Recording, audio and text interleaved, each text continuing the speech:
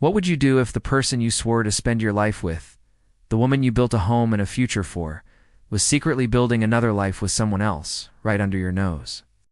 I never thought I'd be asking myself that question, not after 15 years of marriage to Sarah. Our life in a quiet Dallas suburb, comfortable house on Willow Creek Drive, felt like a picture postcard of domestic bliss. But one Tuesday evening, a mundane discovery shattered that illusion into a million irreparable pieces.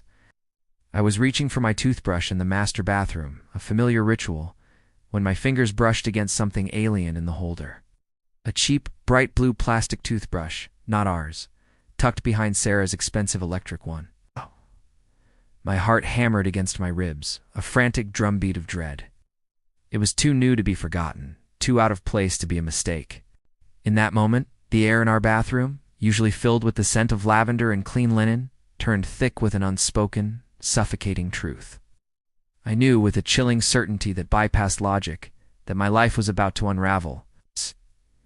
If you genuinely enjoy our stories, please subscribe to the channel. Tell us where you're from and what time it is right now. It's always fascinating to know how far our story flows. The blue toothbrush was a tiny, insignificant object, yet it held the weight of a collapsing world. I felt a cold, sickening wave of humiliation wash over me. Sarah, my Sarah, had brought another man into our home, into our most intimate space. The thought was a physical blow, leaving me breathless and hollow. I stared at it, a cheap plastic monument to her betrayal, and a silent scream tore through me. Over the next few weeks, Sarah's behavior, once seemingly normal, began to reek of deceit. She started working late more often. Her phone became a sacred, guarded object, always face down, always within reach. Her eyes, once warm and open, now held a distant, almost calculating glint. She'd snap at me for trivial things, then quickly apologize, her words hollow, her touch mechanical. One evening I overheard her on the phone, her voice hushed, a name I didn't recognize. Mark whispered like a secret prayer. My stomach churned. Mark, the blue toothbrush, was all clicking into place, a horrifying mosaic of infidelity. The slow discovery was agonizing. I started checking her phone bill, a knot of shame and desperation tightening in my chest. There were dozens of calls to an unknown number, always late at night, always when I was asleep. Then came the receipts. A dinner for two at the Gilded Spoon in downtown Dallas, a place we'd never been, dated a night she claimed to be at a work conference. My hands trembled as I held the evidence, each piece a shard of glass piercing my heart. I found a hidden folder on her laptop disguised as work documents, filled with intimate messages and photos. Mark, a smug-looking man with a receding hairline and a cheap smile, was in every one. He looked like he thought he'd won some prize. He spoke of a future, of leaving me, of how unhappy she was. The words burned, searing my soul. Sarah became a stranger. Her manipulation was subtle at first, then brazen. She'd gaslight me, twisting my concerns into accusations of paranoia. "You're imagining things, David," she'd say, her voice dripping with feigned concern. "You've been so stressed lately." She'd turn my pain into my fault, making me doubt my own sanity. Mark, from the snippets I gathered, seemed to revel in their secret, sending her flowers to her office, flowers I sometimes saw wilting on her desk, never brought home. They felt untouchable, basking in their illicit glow, convinced I was too blind, too trusting, to ever see. My night after finding another damning text, I broke, locked myself in the garage, the cold concrete floor a mirror to the emptiness inside me. The loyal husband, the man who believed in vows and forever, was shattered. Tears streamed down my face, hot and bitter, for the life I thought I had, for the woman I thought I knew. But amidst the despair, a cold, hard resolve began to form. Humiliation curdled into a potent, dangerous anger. They thought they were untouchable. They thought I was a fool. I would show them. I would show them all. My breakdown was a turning point. I stopped confronting her, stopped asking questions. Instead, I became a ghost in my own home, observing, planning. I installed discrete cameras in the living room and kitchen, set up keyloggers on her computer, and even placed a GPS tracker on her car.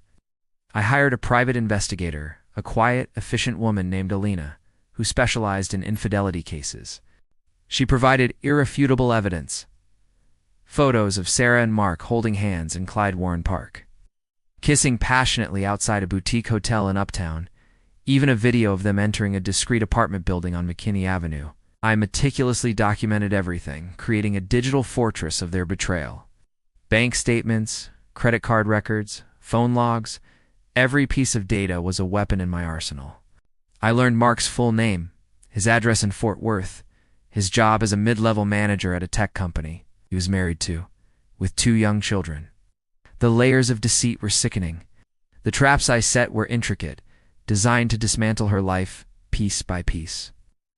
I consulted with a divorce attorney, a shark named Mr. Henderson, who specialized in high-asset cases and had a reputation for ruthlessness.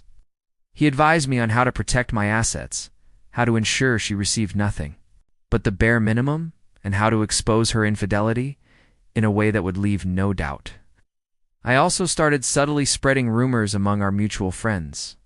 Planting seeds of doubt about Sarah's late nights and stress, I created an anonymous email account and sent a carefully curated selection of photos and messages to Mark's wife, ensuring the delivery was untraceable.